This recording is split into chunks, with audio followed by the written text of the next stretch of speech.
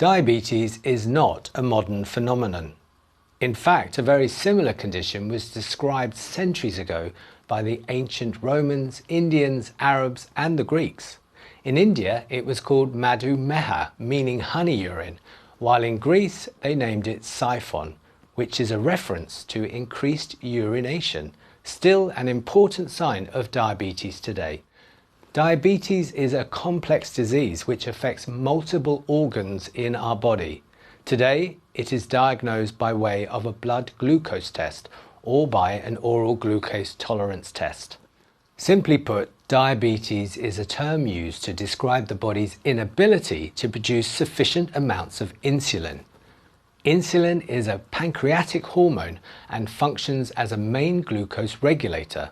It communicates with our liver as well as our muscle and adipose tissue, or in other words, the nervous system and the gastrointestinal tract, to make sure that our glucose levels are balanced. Both high and low blood glucose levels are dangerous. But what kind of disease is it really, and how dangerous is it? Let us hear from Professor Sir Steve Bloom, head of the Diabetes, Endocrinology and Metabolism Division from Imperial College London at Hammersmith Hospital, who has studied diabetes for more than 30 years. Diabetes is not producing enough of the hormone insulin, and because of the lack of insulin, we have blood levels of sugar which are too high. Now, that high level of sugar in our blood slowly poisons parts of the body, the eyes, the heart, the nerves, and also the blood flow to your feet and your fingers. So this is not a good thing to happen. We do not want our patients to have high blood sugar. What are the underlying mechanisms that cause diabetes? The common sort of diabetes, the sort that comes from being overweight, is actually because the insulin isn't working properly and you're not able to produce enough insulin to overcome this, and we give it a name, insulin resistance. And it's that which is the problem. So obesity causes insulin resistance. Your body then tries to make more insulin, isn't able to, and you don't have enough insulin then to overcome this resistance and therefore lower your sugar in the blood. So you wander around with high blood sugar above normal, and that slowly poisons the body. What stimulates insulin secretion in healthy individuals? So if I'm a young man and I eat a meal, the food that I've eaten stimulates the pancreas gland in the middle of the tummy to release its insulin, because that's where insulin's made and stored. That insulin then helps the rest of the body pack away the food substances that I have absorbed, sugar, for example. And that's the normal process. So you eat a meal, it stimulates the pancreas gland, you release a lot of insulin, that enables the body to pack away the products of that meal and store it as fat or make you grow. And that's normally what happens, and that's what a healthy person or a healthy animal does. If I had diabetes, how would it affect my body? So there are two types of diabetes. One is a consequence of obesity and age, and there you're mostly suffering from resistance to insulin. In other words, the insulin's not able to do its job properly, and you need to secrete much more insulin. And then when you've been like that for perhaps 10 or 20 years, finally the pancreas gland can't cope, and the insulin-producing cells begin to die off. And that's when you have to move from tablet treatment to insulin injections. But that's the obesity type of diabetes that occurs when we get older. There's another sort of diabetes which occurs in youngsters where they have, let's say, a virus infection or something like that, and the beta cells which produce the insulin in the pancreas gland get killed by the virus or get killed by a consequence of an infection called an immune response, and then you have no insulin at all. And we call that actually type 1 diabetes, and it's the original form that we used to know about 100 years ago, before obesity became a problem for our society. As Steve Bloom said, diabetes is about having too high glucose levels. But how is the blood glucose regulated? Let us now ask Professor Jens Juel Holst from the University of Copenhagen to explain the key aspects involved in maintaining normal blood glucose levels. Tell me more about this. It's actually a very interesting question, I think. And the problem is that we take in a lot of carbohydrates every day, and I will tell you a little bit about what we do with them afterwards. But the point is that in the body we have a certain compartment, an amount of fluid, that is the fluid surrounding the cells. And that amounts in healthy people to about, let's say, 14 liters or something like that. And in that compartment, the concentration of glucose is about 5 millimoles per liter. That means we have 60 of those little millimoles in that compartment. But when we eat, we can easily take in something like 2,000 or 3,000 of those millimoles every day.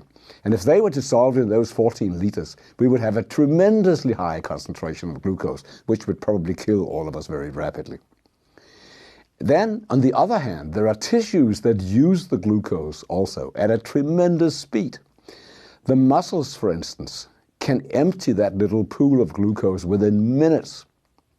So if you do hard muscular work, the glucose will go away from that little pool and into the muscles where they will be burnt.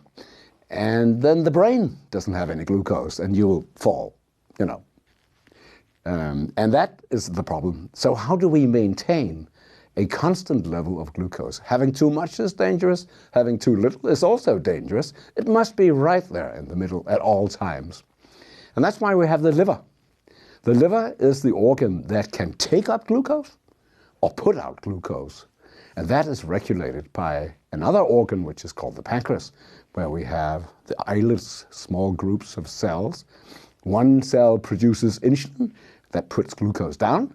Another group of cells produces glucagon, which puts up glucose, and they do that via the liver. So we have this little sensing organ that feels, measures the glucose, and sends a message to the liver to either produce or take up glucose. And that's how we survive. So what happens to the body if you have diabetes then? See, that's another good question, because there's no doubt that the hyperglycemia of type 2 diabetes, this is what we're talking about right now, is due to an inadequate production of glucose in the liver.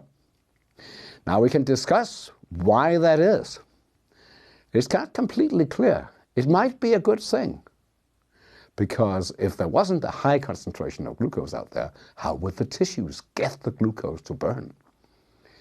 But on the other hand, it's dangerous, because that is what causes all the problems of type 2 diabetes. That is the vascular damage, the neural damage, the organ damage, so that eventually you get all the complications, which really are the threat of type 2 diabetes. So it's a very, very important thing. So again, what makes the liver produce less or too much glucose? So I think one of the key problems here really is insulin. Because insulin normally keeps glucose production in the liver down and uptake in the liver up. But when you have type 2 diabetes, the liver is not as sensitive to insulin as it normally is. And why does that happen? So if you build up lipids, fat in the liver, it becomes insensitive to insulin. And all of a sudden you have a situation where that insulin doesn't work as well as it should. And that means that the liver will, instead of take up glucose, will produce glucose. And that's why you have your high glucose levels. On top of that, there's no doubt that the cells that produce insulin suffer in type 2 diabetes. They cannot produce as much insulin as they should have done. So there's another defect here. So one is you get obese, ruin your liver. 2, you have a genetic defect that hits your insulin cells so that they cannot produce a sufficient amount of insulin. That's the problem. What is the difference between type 1 and type 2 diabetes? So type 1 is characterized by an immune attack on the beta cells that kills them. And that means you have fewer and fewer and fewer of the beta cells, and they can produce less and less insulin, and eventually you have a real problem where there's clearly too little insulin. You don't necessarily have to invoke any other mechanism than that. There's too little insulin, and that of course means that you cannot inhibit the liver any longer, that it will produce too much glucose, and that's where you have your hypoglycemia. There's another hormone there, glucagon, that helps somewhat to keep up that glucose production, because also that suffers. That's because of the lack of insulin, probably. But the insulin lack is the primary cause here, whereas with type 2, as we heard already, it's really the combination of a lifestyle that causes accumulation of fat at places where it shouldn't be, for instance in the liver. And then a genetic inability to produce sufficient amounts of insulin to cope with that problem. As we've heard, regulating blood glucose is a very complex process. What happens within the pancreas, which is the organ that controls the secretion of insulin, is an ongoing discussion, because we do not actually know which exact mechanism causes insulin secretion failure in relation to diabetes. To better understand the cellular mechanisms within the insulin factory, let's ask Professor Steve Bloom to explain what triggers insulin secretion and what can go wrong in relation to diabetes. The pancreas gland has something called the islets of Langerhans. Langerhans was a German scientist who pointed out there were these little tiny dot-like things in the gland, and these islets of Langerhans, because he described them, are the areas that produce the insulin. So it's these little tiny islets that produce the insulin. They don't just produce insulin, though that's their most important product by quite a margin. That's really critical. If you don't have insulin and you're not treated, you will die. So insulin's really critical. But also these islets produce several other hormones, to give them a few names, glucagon and somatostatin. Now, somatostatin causes growth to stop. Glucagon comes from the word glucose giving, and that acts in the opposite manner to insulin and helps you put up glucose. So if you haven't eaten for a while, you will secrete quite a bit of glucagon from your pancreas, and that'll stop you getting too low a sugar, which people who are starving could easily suffer from. So whereas high blood glucose affects several of our organs, damages our cells, and may result in blindness, infections, kidney failure, and other chronic conditions, including premature death, very low blood glucose means we may lose consciousness and die. Even though in most cases diabetes involve insufficient insulin secretion or insulin-sensitive tissue becoming insulin insensitive, many variants of diabetes exist. In fact, there have been identified as many as 50 variants of the disease. The better known types of diabetes are called gestational diabetes and maturity onset diabetes of the young. And although these types of diabetes are less known than type 1 and type 2 diabetes, they still affect millions of people around the globe.